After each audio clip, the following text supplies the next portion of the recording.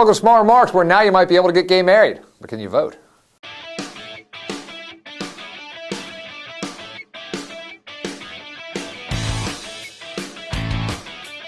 So we are filming this shortly after the U.S. Supreme Court announced that the Defense of Marriage Act is unconstitutional. And that sound you hear is the sound of cultural conservative heads all over America exploding.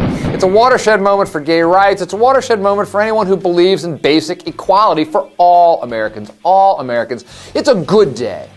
But let's not get overcarried away here, because we remember the Supreme Court issued a few other decisions this week, including a landmark one that eviscerates the 1965 Voting Rights Act. This one would permit states with a history of discrimination to go ahead and change the way they do elections without federal oversight. The rationale here being that times have changed, but the states, of course, immediately showed that times haven't changed. You had Texas and a number of other southern states scrambling to implement voter ID laws and other schemes that will help prevent those people from going to the polls. And so, of the two decisions here, gay marriage and voting rights, which is most important in terms of the long-term outlook for the country? A generation from now, I think we're all going to look back on the era when gay marriage was illegal as a historical freak show. It'll be like you and me looking back on the era of desegregation and saying, what was that all about? Gay marriage will seem like a sort of like an irresistible force, an inevitable victory, because the lines were so clearly drawn. On one side, you had people who simply wanted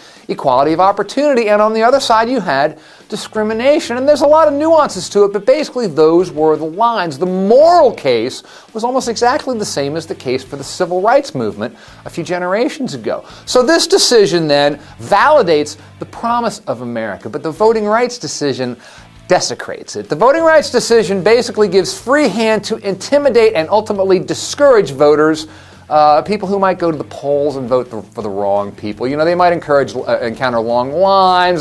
Some people might not vote as a result of that. Some people might decide they're not going to bother to show up at all as a result of that. And if that happens, maybe you can disenfranchise entire communities. You can have them have less of a say in the political process so that you can ensure that the right people, i.e. Republicans, continue to run the show the way they want to run the show. And so couple this with some other decisions the court's made, like Citizens United, because corporations are people too, and you see that gay marriage is a nice victory and it's a moral victory, but in the long run what we're doing is creating a system whereby you can marry whomever you want, but the political process is bought and paid for, and specific attempts are made to disenfranchise those who might vote for the candidates who might challenge that system. We'll have a country that's culturally progressive, but one that's electorally and economically regressive. You keep your eye on the shiny gay ball over here. Don't watch the sausage making over here. I'm not trying to diminish the significance of the DOMA decision. It's a huge decision. It's hugely important. It's a huge victory for equality in this country. All I'm saying is, we got a long way to go.